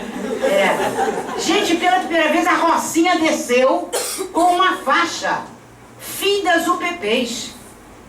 Quando eu fui orientadora de uma menina que defendeu belíssimamente uma dissertação de mestrado, a Vanessa, qualquer dia está online na UF, foi há 2 semanas atrás, ou 3, ela é moradora de uma favela lá do Rio de Janeiro, do Cantagalo, que é uma favela na Zona Sul. E ela, de início, ela chegou lá, extremamente incomodada, e ela dizia, só os cachorros estranham. Só os cachorros latem na presença das polícias pacificadoras. E eu, quando fico questionando que agora eles não metem o pé na porta, eles batem, eles dão licença para eu entrar, mas entra e olha tudo. E olha tudo. E ela dizia assim para mim, o meu pai disse para minha filha, você está a favor do tráfico? O pensamento de todo que está contra o PP está a favor do tráfico. Né? E foi belíssimo, porque ela disse, no início só os cachorros estranhavam. Ela até conseguiu uma foto de um PM jogando gás de pimenta na cara de um cachorro. E saiu no Globo. Que os cachorros latiam quando a polícia pacificadora passava, né? E ela termina a dissertação dela lindamente, ela vai mostrando de uma forma belíssima, como, pegando Foucault, como você, é uma questão de urbanização, as UPPs, né? Elas estão querendo transformar o povo em população. O povo são esses que estão na rua. E ela pega essa distinção que o Foucault traz, lindamente. Povo e população. Ou seja, é um novo modelo de urbanização e domesticação da pobreza, preparando para os Jogos Olímpicos, para a Copa dos Jogos Olímpicos. Então ela terminou lindamente com aquela faixa. Eu digo que bom, né, Vanessa? Não só os cachorros estão estranhando, né? A Rocinha desceu com o fim das UPPs. Então, as diferenças estão aí. Não podemos quantificá-las, não. Eu acho que a questão é em termos de força que está aí, né? Produzindo coisas que a gente nem sabe, que não dá para avaliar. E quando você falar, fazemos o diagnóstico e o prognóstico, né? A gente não vai dizer só o que o cara é, né? A gente vai dizer o que ele poderá vir a ser, que é o que o Foucault fala, né? A coisa da periculosidade. É o controle das virtualidades, cara. Isso é uma coisa terrível. É terrível. Não é o que o cara fez, é aquilo que ele poderá vir a fazer. Né? E é isso que a gente está conseguindo quebrar. De uma forma muito fragmentária, assim. Mas... se deixar, eu vou ficar falando. Vou falar um pouquinho aqui também, então. Não, eu acho que eu entendi o que a colega estava trazendo. Só cochichando ali com a Vera. Eu acho... A impressão que eu tenho, porque eu estava em casa com a minha filha pequena e vi pela Globo News. Mas pelo que as pessoas falam, eu acho que no Rio foi um pouco diferente do Rio Grande do Sul. E me preocupa um pouco quando eu sinto uma certa romantização das manifestações, que eu acho que é uma outra maneira da gente uniformizar e apagar. Romantizando? Não. Não. Não. Diria, evidentemente. Mas eu acho que a gente não pode também invisibilizar que, bom, tinham pessoas que estavam lá agredindo quem estava com faixa de partido, tinham pessoas que estavam lá defendendo a pena de morte. Isso também aconteceu. E a gente precisa olhar para isso, porque essas forças também continuam aí. E quando eu vi a cena do Itamaraty sendo invadido daquela forma, eu fiquei assustada. Porque, bom, quais são as forças, qual é a onda que vai levantar? Né? Tem um momento que dá um certo medo. Eu não sei se tu sentiu isso, pelo que vocês estavam vendo no Rio, acho que foi um pouco diferente do que foi pra mim, que estava ali assistindo pela Globo News. Mas eu me assustei porque eu pensei, qual é a onda que vai levantar? Porque a gente via que não tinha inteligência de segurança ali nenhuma. Eu digo, gente, onde está o aparelho de segurança brasileiro? Porque em alguma hora os caras estavam lá dentro acuados, né? Não que eu não estou defendendo aqui o Estado, nem o patrimônio, mas qual era a onda que ia levantar ali? Eu fiquei com medo. Minha Florzinha, a Globo News, ela mostrava imagens e falava outras coisas. Era impressionante a dissonância entre as imagens e as falas que os repórteres tinham. Eu ficava enojada. Eu fui para o Facebook até por causa disso mesmo. Eu ficava grudada na Globo News, na Band News. Óbvio que houve isso. Houve P2 adoidado, né? Houve grupos neonazistas. Sem dúvida, no início houve isso. Mas foi uma coisa tão incrível como alguns P2, eles eram identificados no meio da multidão. Eu ficava impressionada como os caras... Eu fiquei boba, não havia realmente nenhum esquema de segurança, não. De início não havia. Depois, sim. Houve grande, né? Às vezes, em algumas manifestações, né? A última tentativa de se ocupar a Câmara, de se fazer as barracas lá, que eles retiraram as barracas. Aliás, a retirada de uma das barracas foi ótima. Uma das meninas estava numa barraca, veio a PM retirando, acabam todas as barracas que estavam abaixo das escadarias da Câmara, e a menina saiu da barraca nua. Foi um barato, só pareceu um barato. Aí ficou todo mundo paralisado, né? E ela disse, tem que desfazer a barraca? Tá bom. Então, desfez a barraca, deitou em cima da barraca, desfez. Então, tem coisas muito interessantes. Posso até estar romantizando agora. O que eu vi, eu ficava impressionada. Porque como eu participei do PT, tinha aquelas coisas, né? Tinha um esquema de segurança, tinha, né? Então, ali não tinha, não. Era as pessoas, né? Intuitivamente tomando. Houve casos de quebra, há grupos anarquistas que inclusive defendem. Aliás, tem um outro livro que eu não trouxe mais dessa coleção moderna, chama-se Urgência nas Ruas, onde eles falam de alguns movimentos e falam no Black Bloc. Tem grupos que realmente pregam, né? Você quebrar banco, você quebrar McDonald's. Eu acho que isso não leva a nada, é uma posição pessoal, né? Mas tem grupos anarquistas que defendem isso. E a gente sabe que muitos dos quebra-quebra de bancos eram P2. Eram infiltrações, sim. A cena que você falou do Itamaraty, realmente, eu não fiquei com medo, não. Agora, uma das coisas que mais me impressionou foi quando eles estiveram em Brasília. Quando eles ocuparam, aquilo ali foi de um simbolismo, aquilo ali foi de uma força, e nada foi quebrado. E eles subiram, né, no Congresso, né? Então, tem coisa, eu posso até estar romantizando sim com meus 72 anos, entendeu? Que bom, eu fico assim, que bom que eu estou vivendo isso de novo. Que bom que eu estou vivendo gás de pimenta na cara, nunca tinha sentido isso. Né? Agora, você não tem como explicar isso. Não tem. Óbvio que de início havia muito grupo neonazista. Muito.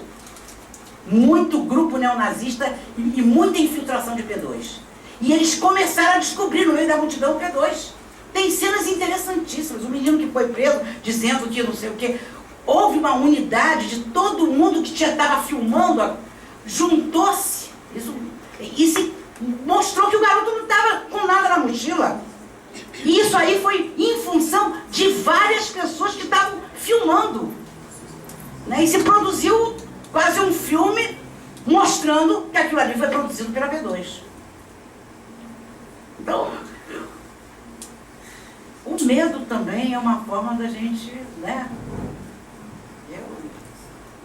Eu ficava enojada, porque as imagens eram uma coisa e a fala dos repórteres era outra. Não condizia. né? Inclusive não condizer com o que a gente viu lá na hora. Eles faziam, na grande manifestação de 1 milhão, que chegou a 1 milhão, eu tive na direta já, e era a mesma multidão. Né? Eles esperaram as pessoas saírem e depois fizeram o chamado arrastão. Foi ali que eu fui pega no arrastão. Né? Aí vinham botando pra fuder. Desculpa eu falar isso, tá gravando, né? E vou dizer mais. Então, eu não sei, eu não tive. E vai pro Facebook. Não sei, Luciana, eu estou falando muito de sensações, sabe? E de forças que nos atravessaram, sabe? Obviamente, eu acho que essas manifestações, né, o que pode acontecer, não sei, a gente não pode fazer prognóstico, não tem como fazer. Eu não senti isso, não. Eu estou na onda do compartilhamento das sensações, aí pensando nesse furor, assim, falando um pouco desse lugar, né, do Conselho de Psicologia, que nós estamos nessa casa, e também falando a partir dele, que esse ano de 2013, assim, ele foi que o ano passado teve de conferências, esse ano teve de acontecimentos que nos chamaram à rua, assim, né? A partir desse lugar do conselho, a gente teve que se haver com a discussão do ato médico, teve que se haver com a discussão da cura gay, teve que se haver com os movimentos da rua, enfim, diferentes temáticas que a gente estava sempre sendo convocado, né, a diagnosticar, a dizer, né, o que está acontecendo, o que é isso, o que queremos, o que a psicologia tem a dizer sobre isso. Eu lembro de um episódio que a gente estava subindo a rua no centro numa manifestação do ato médico e a jornalista chega com o telefone e diz: assessoria, lembro de que ia falar sobre a manifestação. E aí eu sigo falando do ato médico, ele diz: não, mas não é disso que eu quero falar, é da outra coisa. Eu digo: sigo falando da cura gay. E aí a mulher diz: não, eu quero saber por que as pessoas, quando estão em multidão, tendem a ser violentas. Né? Então volta a psicologia das massas, assim, a análise do eu, né? No sentido, enfim, né? De tudo que é especular. Mas fazendo bem o depoimento também, assim, de quem viveu isso, assim, o primeiro momento dentro de casa, a sensação era um pouco: não posso ficar aqui, né? Tenho que estar lá onde as coisas estão acontecendo, muito embora eu também não fizesse ideia do que estava acontecendo, assim. E aí nessa experiência, uma delas desse dia torrencial de chuva, até que a Bia Durala do Rio estava aqui, e aí ela com muito frio e com medo da chuva não queria ir para o centro da cidade, e eu disse: não, Bia, vamos lá, não sei.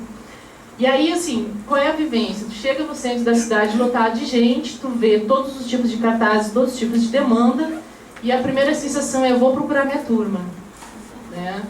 E aí vejo que outras pessoas fazem o mesmo movimento, assim, que as pessoas dizem: lá está a bandeira do movimento de rua e tal, lá está o movimento de não sei o quê, vamos para lá e tananã. E aí vinha uma bandeira do movimento gay, né, assim, fiquei por ali na esquina, e aí as pessoas lá com suas bandeiras, e logo assim um grupo ali do lado começa a gritar: Ronaldo, viado, né, o jogador que está fazendo. E aí eu disse: meu Deus, que, né, aqui o vizinho do lado não está ouvindo o que o vizinho do lado está colocando. E aí tinha o movimento anarquista, tinha o movimento socialista, tinha as pessoas chamando o exército para a rua, né? Então era tudo junto e misturado, assim, né? E aí acho que fica essa... E aí, assim, daqui a um pouco tu vê aquele povo andando, lindo, né?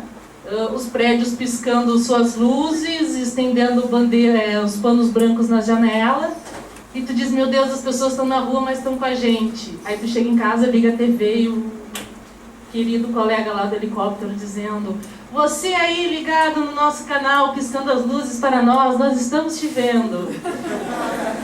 Então, assim, dá um certo nojo, assim, né? Acho que talvez esse receio da captura, que ela é extremamente rápida, né? Ela é instantânea, assim, né? Bom, a gente está lá querendo fazer uma mega diferença e quando chega em casa já não é mais, né? Ela já foi, assim. Então, acho que fica um pouco essa inquietação, essa ansiedade, assim, esse medo de pensar. Não era nem no sentido de que efeito isso vai ter, porque, assim, uma coisa que também eu achei extremamente bizarra foi que logo ali na primeira semana a presidente convocou uma reunião com os principais presidentes sindicais do país. Aí eles saíram lá da reunião dos sindicatos e aí, qual foi a pauta com a presidente? Nós queremos reduzir a carga horária trabalhista, não sei o quê. E nunca tinha aparecido na manifestação de rua, assim, aquilo que ele falou, ele elencou como pauta. Aí, então, o tal do dia da greve geral. Foi um dia de folga nacional, porque as ruas estavam vazias.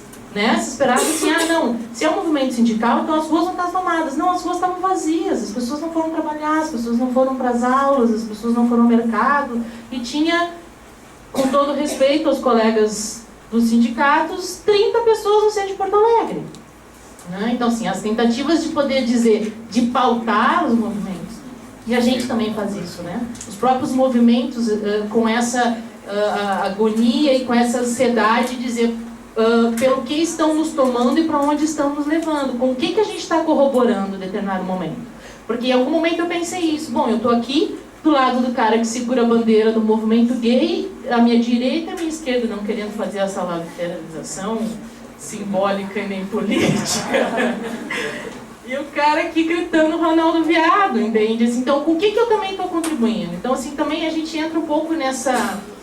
que é no jogo das forças mesmo, sabe? De poder pensar qual é o momento de parar para pensar que para ser esse acontecimento, né? Para poder fazer, ela não é permanente, né? Porque a gente não tem corpo para sustentar toda essa intensidade, né? Falando de mim, assim, né? Um pouco desses lugares que a gente tenta exercitar isso. Mas eu acho que era um receio disso mesmo, sabe? De poder pensar na ordem do que a gente queria produzir, do que era capturado e do que a gente via na rua, ao que a gente estava corroborando. E aí tem um receio, talvez aí se sustente essa ansiedade de pensar para onde isso vai, né? E talvez não de previsão, enfim, mas eu acho que o maior exercício é a gente sustentar essa intensidade, assim, nesse exercício cotidiano, né? Que não necessariamente, nem todos têm a coragem de se acorrentar na Cinelândia, né? Mas de fazer greve de fome, mas o que disso a gente exercita na sala de aula, né? Na plenária do Conselho de Psicologia, né? Eu acho que é um pouco disso que a gente tenta sustentar que fique, assim, né? Mas não foi tanto um medo da revolução ou do depredamento. Isso foi um estado de guerra, né? Assim, Porto Alegre, 3 horas da tarde, 2 horas da tarde, o centro todo fechava, as lojas fechavam, eles cobriam de tapume a entrada das lojas, né? Vários helicópteros sobrevoando, todo mundo indo embora, algumas pessoas indo a pé para o centro da cidade. As pessoas aqui também tiveram suas casas invadidas pela polícia, assim, por uma ação do Estado. Né? Algumas pessoas tiveram computadores apreendidos, livros de anotações apreendidos, assim. Então, enfim, assim, mais uma ideia de compartilhamento. Eu acho que está corretíssimo, é isso aí. Tentar levar isso para o cotidiano da gente. Esse é que é o grande desafio, né? Esse é que é o grande desafio. E era aquela coisa, era uma multiplicidade, que é isso mesmo, um gritava, vai tomar no cu, o outro, seu viado, e era as mais diferentes palavras de ordem ali, né? E a gente... Quando as pessoas diziam, no grito, né? Me lembrei de outra cena que também aqueles momentos que te param, assim, né? Aí as pessoas gritando, entrando no túnel da Conceição, que dá um eco lindo, aquelas luzes, as pessoas pulando, gritando, vem pra rua, vem. Aí para o grito de vem pra rua, as pessoas começam a cantar o hino do Rio Grande. Só que não, né? O nacional também foi muito cantado, né?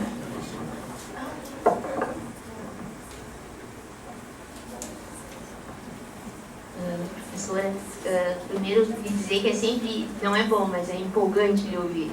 É sempre potencializador, digamos assim.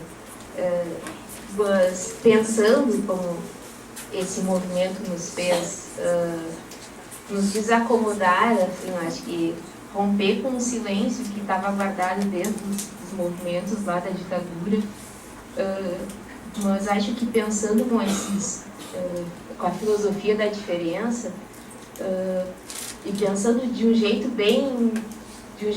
esboçando a filosofia da diferença, a gente pode pensar que esses pensadores, como Deleuze, como Guattari, eles se apropriam desse capitalismo para pensar na potencialidade do capilar, digamos assim. E de como a gente não pode encerrar esse movimento e essa voz na rua, né? De como isso começou como uma coletividade e de como a gente, como psicólogos, sabe, a gente tem que transbordar, digamos assim, esse território, sabe? Porque eu acho que nunca a pós-graduação em psicologia teve tão normatizada, sabe? Teve tão produzindo isso, assim. Talvez nós, adeptos das filosofias da diferença, a gente não perceba o quanto isso quanto isso é uma ditadura, assim. Esses 2 anos de mestrado que a senhora estava falando, assim, daí um vai chegar e vai lhe dizer assim, mas a senhora não é da educação que está falando isso, né? Ou então a senhora não é da política, ou a senhora não é da filosofia, né? Como se isso fosse digamos assim, uma desqualificação do seu saber, né? Eu acho que a gente tem que se apropriar dos conhecimentos, sabe? E não deixar que apropriem nosso corpo e nosso saber, que eu acho que é muito pior, né? Só para pensar isso. Linda sua fala. É isso aí.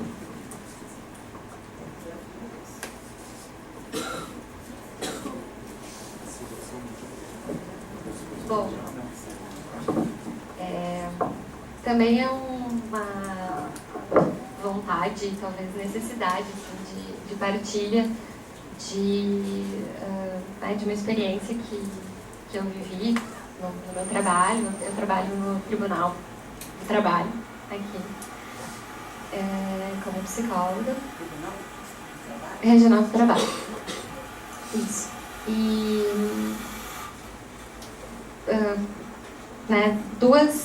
dois momentos assim que aconteceram nesse meio, no meu cotidiano de trabalho, como, né, várias instituições públicas nos dias das manifestações baixaram-se portarias para que se pudesse então sair, né, do trabalho, fechar a instituição e tal. E o Tribunal do Trabalho, no dia que a gente estava conversando com a presidente, assim, por acaso, né, tratando de alguns assuntos, e quando veio, então, para ela assinar a portaria que regulamentaria isso, né, o fechamento. E era uma portaria igual, né, como muitas vezes os tribunais, os órgãos públicos fazem, a do TRF, e falava, né, na questão da violência, na questão do patrimônio público e tal. E quando veio para ela assinar, ela assim, leu, estranhou um pouco, ela disse, o que vocês acham? Né? E a gente achou, assim, muito, né, assim, palavras de ordem e muito capturado por essa questão do medo, né? Bom, então as pessoas não estão sendo liberadas para poder participar, né, das manifestações ou para poder, né, enfim, transitarem pela cidade e tal. Não, era assim, né, vocês precisam sair daqui porque aqui vai ocorrer a barbárie, né? E aí, então, a gente conseguiu, conversando com ela, né, por uma questão de acaso, assim, trocar nossa portaria e que nada constasse de palavra de violência, nem de depredação de patrimônio público, né? E claro, assim, e passou, né, o nosso diretor-geral, ele, nem sei que palavras usar, assim, para defini-lo também, né? Sei lá, se preciso defini-lo, se devo, blá, blá. Mas assim, como ele achou, assim, como ele não se deu conta que aquilo era um ato político, que para mim, né, para meu colega era, assim, de conseguir transformar, né, algo, ele achou tão bobo aquilo, assim, ele passou, assim, né, e para nós foi uma vitória, e várias pessoas depois vieram falar pra gente, né, com quem a gente conversou e tal, que tinham estranhado a portaria, né, assim, que estranha a portaria que saiu, né. E a gente, né, sorriu, assim, internamente, assim, a gente nem quis dizer que a gente teve nenhuma participação, né, porque não precisava, né, não era a ideia de pessoalizar e tal. Esse é um recorte. O outro recorte, bem menos feliz, ou nada feliz, é que início de junho, uma reunião para a qual eu também não tinha sido convidada, eu estava lá por acaso, estava se discutindo o encontro de gestores que ia acontecer, todo ano acontece, em outubro, blá blá. E aí se definiu nessa reunião que a palestra de encerramento ia ser com o capitão do BOP. E eu não acreditei naquilo, né? Eu não tinha sido convidada para aquela reunião, não tinha nenhuma possibilidade de participação, né, na decisão, mas é óbvio que eu não consegui ficar quieta, eu não acreditei, eu me inflei, e aí também me falta, né, tô compartilhando, assim, porque é isso, né, a gente fica angustiada, desterritorializada, e é nesses espaços que a gente pode tentar pensar. Porque me falta, talvez, uma inteligência de como política, de como lidar com essas pessoas do poder judiciário e desses espaços pretensos de poder, blá, blá, blá, blá, blá. E eu comecei a falar, né, inflada, e assim, eu não acredito com tudo que está acontecendo, vocês vão chamar alguém do BOP, vocês entendem que é uma instituição assassina, que efetividade vocês querem, né, colocar, que tipo de mensagem vocês querem passar e tal. E as pessoas, ai, Paula, mas, né, ai, que discurso, né, assim, quase me chamando assim, ai, adolescente, né, adolescentezinho, assim, né.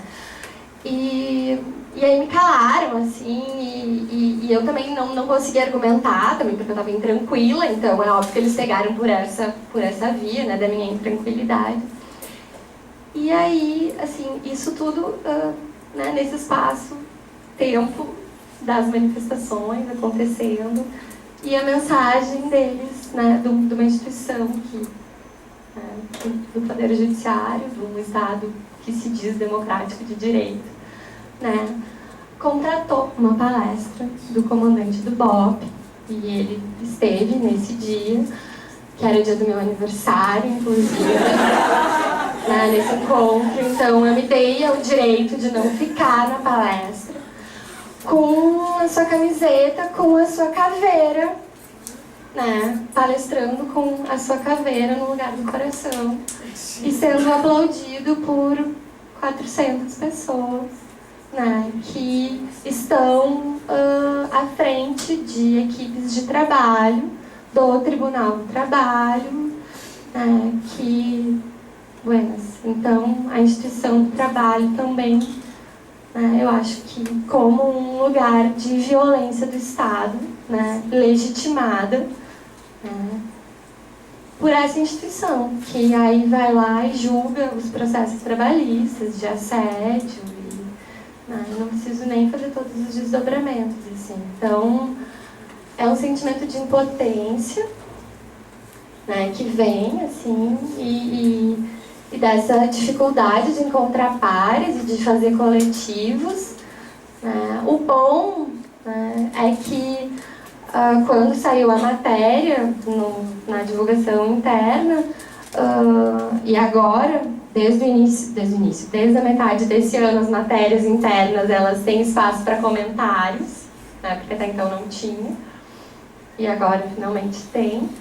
Várias pessoas comentaram, referiram a questão da instituição do BOP como assassina e que tipo de mensagem aquilo E não fui eu que escrevi.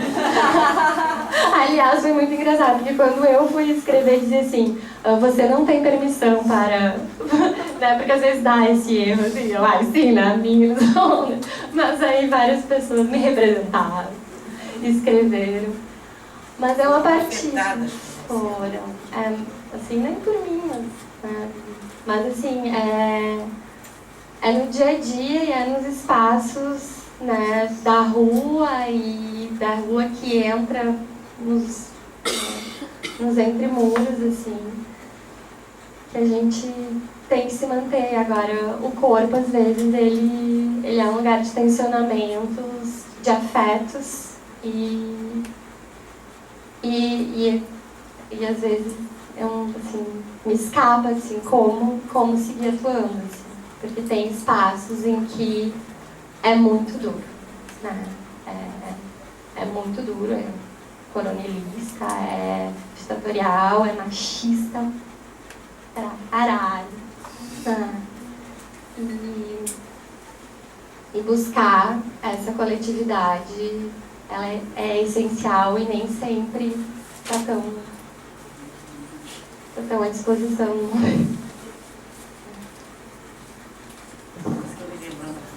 Muito antigo, muito antigo. Quer dizer, não é que você foi representada, você afetou as pessoas. Mas aquilo ali produziu efeitos, né? Um filme muito antigo do Jack Nicholson, que era aquele negócio dele internado no hospital psiquiátrico.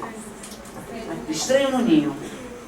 Eu sempre falava isso, há muito tempo que eu não falo, mas a tua fala me suscitou essa lembrança. Ele chega no hospital psiquiátrico, né? E ele vê aquele índio que era autista, catatônico, sei lá o quê, tentando retirar aquele... Não, o índio observando uma brincadeira dos internos com o Jack Nicholson, dizendo, tenta retirar esse bebedouro, uma coisa, né, soldada, presa no solo. E aí ele tenta, mas ele fala assim, não consegui, mas eu tentei. E ao final do filme, é aquele índio, né, parrudão, quando fazem a lobotomia no Jack Nicholson, que ele pega aquele, né, bebedouro, arrebenta a janela e vai. Quer dizer, sempre a gente está produzindo efeitos, a gente não pode ter um prognóstico, dizer que efeitos a gente está produzindo. Com a tua indignação, tu produziu. Eu não sei se você falaria melhor, se você fosse mais política. A questão não é essa. Você falou. E aí você me lembrou uma coisa que me indignou muito e continuo indignada. A pós-graduação da UF tem uma capitã do BOP como doutoranda. Né? Quando isso foi levado, e eu não sabia porque eu estou aposentada, isso foi levado para a sala de aula, os alunos vieram indignados, teve gente até me propôs, lá no doutor nunca mais, foi para a reunião do doutor nunca mais, porque a menina apresentou o projeto dela numa disciplina, que tem aquela disciplina que se apresenta a todos os projetos, com a insígnia do BOP. Era o BOP entrando na pós-graduação da UF. Uma pós-graduação que sempre se pautou por uma postura ética, de questionamento. Está lá. E aí, Cecília, você tem que ficar na banca dessa menina. Eu digo, gente, não vou reprovar essa menina, não vou ficar em banca nenhuma. Tá? Entrou, agora, isso é um analisador deste programa. Que isso seja utilizado, não é para reprovar, mas que seja utilizado como um analisador. Né? E toda oportunidade que eu tenho, não vou para as reuniões porque eu estou aposentada, né? Não vou me envenenar, mas toda a banca que eu estou, tendo oportunidade, eu coloco isso. Isso diz respeito a todos nós. Isso não é só da professora que aceitou orientar a menina, que é o que estava se dizendo. Não, mas isso é da professora. Você pessoaliza. Isso é um analisador deste programa. Aquele dia que eu estive aqui, eu estava emputecida. Eu estava enlouquecida, porque eu tinha acabado de saber disso. Eu não me sentia, inclusive, em condições de falar aquilo lá. Eu vim louca do fim para cá. É um analisador. A turma se levantou e dizia, é uma instituição assassina. Foi uma loucura dentro da sala de aula. Isso sequer foi levado para a reunião de colegiado. Isso foi totalmente ignorado num programa que se diz progressista. Eu pensei imediatamente em fazer uma carta e me desligar do programa. Aí fui conversando com os meus orientandos, conversando com outros professores. Eu digo, vamos tentar mostrar que saiu o analisador desse programa. Não é saindo. Não é jogar merda no ventilador. E toda oportunidade que eu tenho, eu estou falando isso. Sabe? Não é a professora que pegou. Isso foi discutido numa reunião. De bolsas, isso foi discutido, era uma capitã do BOP. E aí, mas quem me procurou, Cecília, não foi o BOP. Quem me procurou foi uma psicóloga angustiada. Eu digo, olha, a cena que me veio na cabeça, eu falei para ela, né? A cena que me veio na cabeça quando os meus orientandos vieram comentar isso comigo, foi uma cena da minha prisão, sabe? Quando eu estava no DOI-COR de 1970, um soldadinho, de madrugada, permitiu que eu visse meu marido que estava preso. Esse mesmo soldadinho, meses depois, quando a gente era obrigado a ir assinar ponto lá no Ministério do Exército, esse soldadinho estava dando guarda na porta do Ministério do Exército, falou, professora, que bom que a senhora... Não fala comigo não, mas que bom que a senhora foi liberada. Não fala comigo não. Eu digo, o BOP é isso. Se você tenta mudar uma coisa, você espirra. Ou você é capturado. Tem certas... Não é da essência não, mas é o funcionamento. O funcionamento do aparato repressivo é isso. Então é poder falar. É não entrar no silenciamento e não entrar na cumplicidade corporativa. Eu naquele dia não tive coragem, não tive culpa para falar aquilo. Até porque eu estava muito mexida. Muito. E você me suscitou isso, que eu nem estava me lembrando da história da capitã do BOP. Mas quando você fala isso, isso acontece. Acontece e está aí no mundo.